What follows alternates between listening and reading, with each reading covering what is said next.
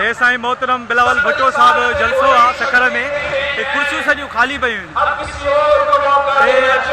आवाम ॾिसो था, कुछ चंद माण्हू वेठा आहिनि, बकाया कुर्सियूं कुल ख़ाली पयूं आहिनि। ॾिसी सघो था हे तव्हांखे कुल 2-3 माण्हू ते नज़र ईंदा, बकाया कुर्सियूं ख़ाली नज़र ईंदियूं।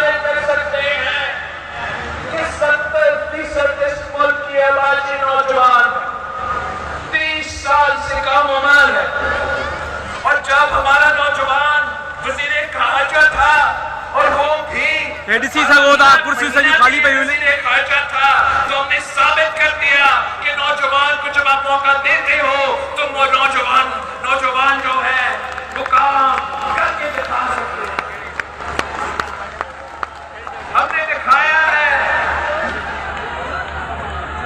हमने साबित कर लिया। ये ॾिसी रहे हो कि चाहे वो चंद माण्हू आहिनि, बकाया कुर्सियूं ख़ाली लॻी पयूं आहिनि।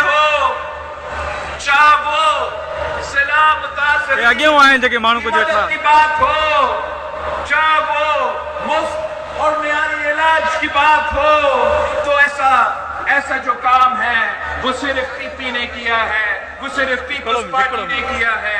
और इंशाअल्लाह